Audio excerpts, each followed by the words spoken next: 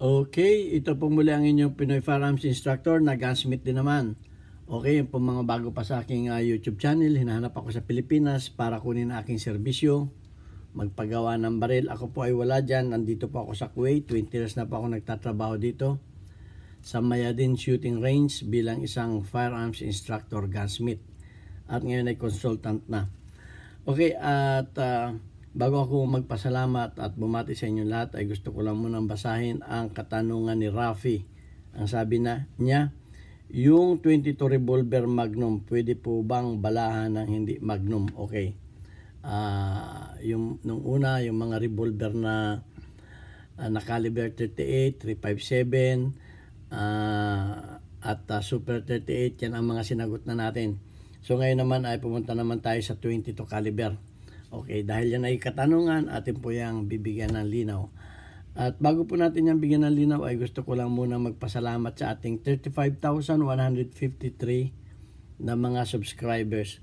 At ako ay nagpapasalamat sa mga silent viewers na hindi nag-i-skip ng ads, sapagkat malaking tulong po yan sa ating mga beneficiaries. Tayo po ay may 6 na estudyante na tinutulungan, mga anak po ng single parent na medyo nahihirapang magpaaral, bagaman na libre ang kanilang tuition sa government, ay yung pong budget at pambaon ng mga bata ay ating pong sinasagot. At yung pong extra na mga pangailangan nila tulad ng mga school supplies at mga gamit sa paaralan, yan po ang ating sinasagot. Ngayon, kulang po ang kinikita natin sa YouTube, maliit pa lang po ang ating YouTube.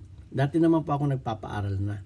So naisipan ko na mag-charity vlogger, libre ang pagtuturo ko sa YouTube, at libre din naman at yung kinikita ko naman sa YouTube ay tinutulong ko naman sa ating 6 na estudyante na mga anak na single parent. Okay, at meron pong isang estudyante na naibili natin ng mga naibili na po natin sila ng mga school supplies, magamit sa school, at yung pong iba mga elementary hindi pa kayang magpadala ng videos, at yung pong mga nasa grade 8, grade 7, yan, grade 9, at meron po tayong isang college, ay nagpadala sa atin yung isa ng videos. Ay, sandali lamang po at walang sound. Of Pinoy Firearms Instructor. This is all the things I buy. God bless you all! Ayan po ang isa nating estudyante na naibili natin ng mga school supplies. Kompleto po yan.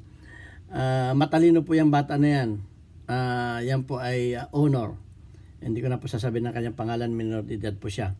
Ang nananawagan lamang ako sa tatay nito, inaanak ko pa man din ikaw sa kasal. Hindi mo sinusuportahan ng tamang anak mo, inasa mo na sa akin. Reggie Garcia. Nag-asawa ka ng panibago, kasal ka. Ewan ko sa iyo kung anong mangyayari sa iyo pag nireklamo ka nung nanay niyan. Okay, wala na.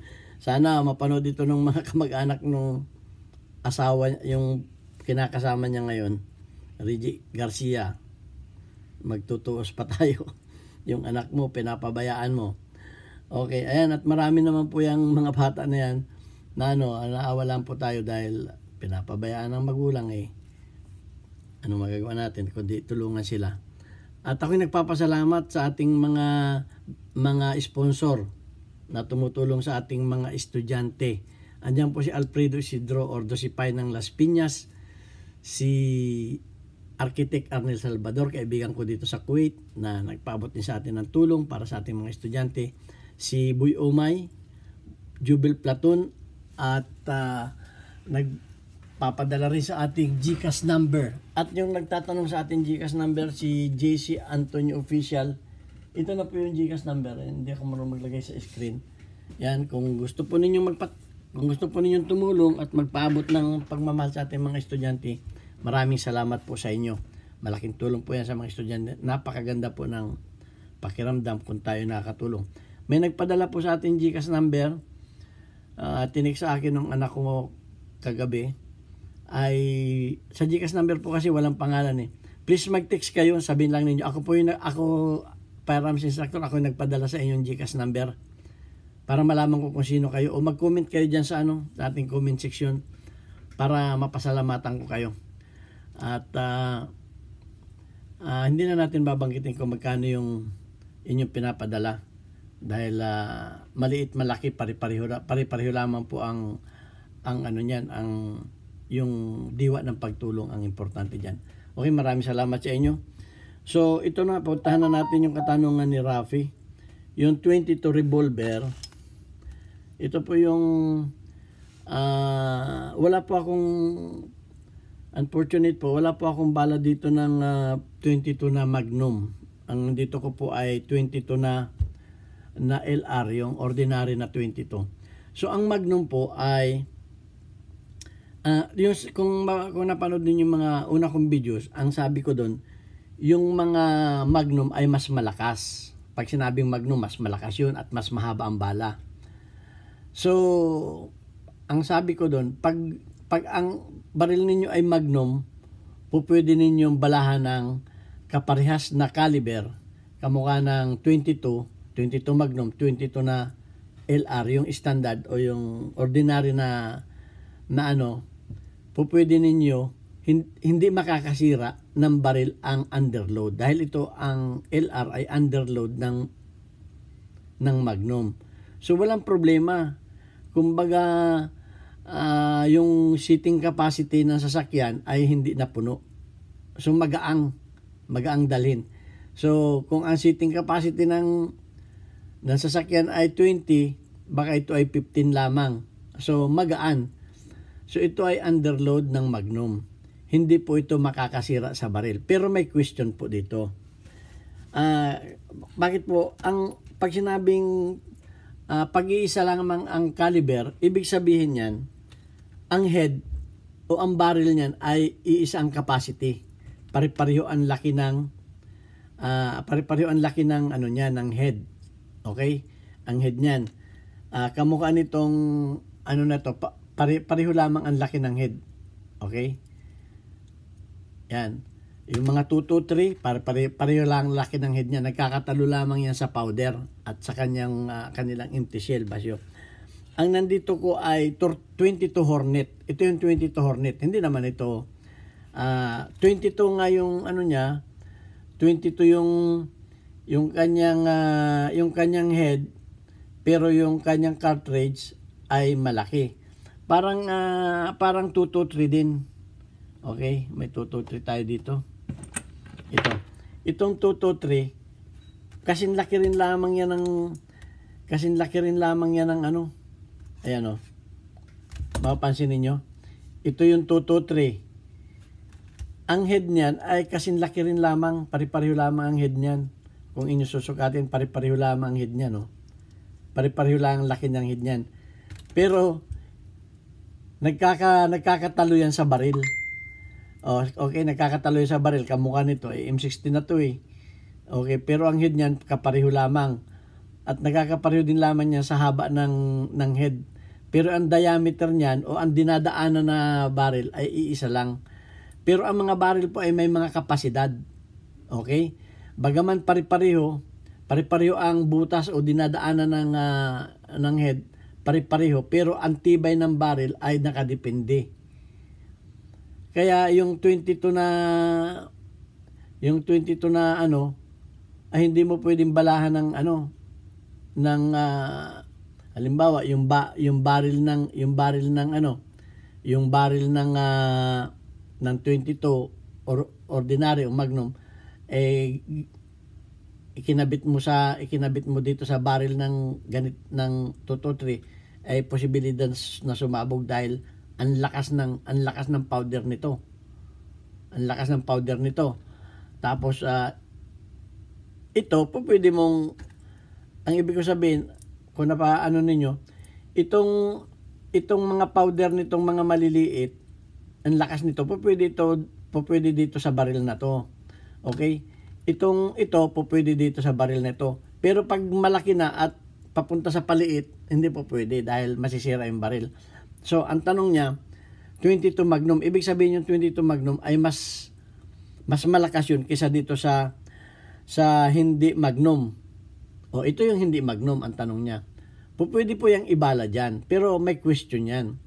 Kasi, kung mapapansin ninyo, ang laki ng head, at ang laki ng shell, kung mapapansin ninyo ito ha, ang laki ng head, at ang laki ng shell ay iisa lang. Okay? Isa lang yan, kumbaga pantayan. So, mas maliit ang shell ng 22 ordinary kisa dito siya sa mga Magnum. Okay? Dahil nga kumapal yung kanilang shell. Kumapal dahil mas matibay ang shell ng mga Magnum. So nagkakaproblema yan. So pag itong ordinary inilagay mo sa Magnum, medyo maluwag. Medyo maluwag ito sa bula. Medyo maluwag sa bula. Okay. So, pag medyo maluwag yan, ay magkakaproblema yan sa pag-eject. Kasi i-expand yung basyo, mabubuntis o tataba. Ngayon, pag expand ng basyo, mas lalong sumisikip siya. Mas lalo siyang sumisikip. Kung yan ay dibula at 6-shooter yan, so baka hindi ninyo ma-eject. Dahil nga sisikip yan. Pero kung ang tanong ninyo ay makakasira ba ng baril, hindi po makakasira ng baril dahil nga mas mahina ito kaysa sa Magnum. Ngayon, ang isa pang problema niyan, medyo malaki ang puwet nitong medyo malaki ang puwet nito, ang puwet ng Magnum, ito ay rimfire yan, rimfire. Wala po yang hindi po yang kamukha nito na centerfire na may primer. Ay wala po itong primer. So ang ano niyan, ang firing pin niya tumatama dito sa gilid.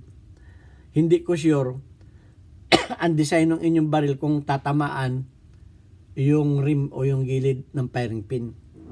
Okay? So nasa di-design na ng baril yan. So ang gusto ko ipunto dito, ito ay hindi makakasira ng Magnum na baril. Ang problema, hindi ba makaka-epekto ba sa pag-eject ng basyo? O makaka-apekto ba sa tama ng firing pin dito sa rim? Dahil medyo maliit ang puwet nito, baka hindi tamaan ng firing pin, hindi puputok. Okay.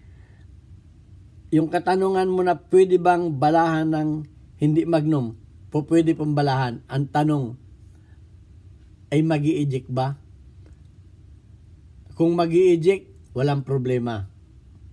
Walang problema kung magi-eject. Kung tatamaan ng firing pin, wala rin problema. At hindi ito makakasira ng Magnum na baril. Dahil nga underload siya. So yung paliwanag ko sa 357 at saka paliwanag ko sa 38, pareho lang. Okay? Pareho lang. Hindi ito makakasira ng Magnum na baril. Pero yung Magnum na baril ay makakasira ng LR na baril. Yung standard na baril na 22. Yun ang at sisiguraduhin ko naman na hindi yun papasok sa bula o sa chamber. Kasi nga medyo mataba kasi ang nun Parang ganito, medyo mataba itong shell niya. Okay?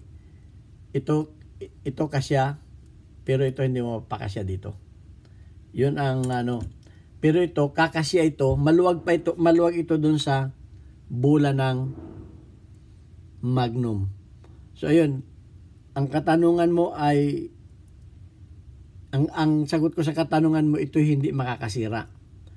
Kung puputok, hindi ko masisigurado dahil hindi ko kasi iba-iba ang design ng 22. Merong malapad ang firing pin, merong maliit lang. Kung tatamaan ito at puputok siya yung Magnum, walang problema. Hindi makakasira.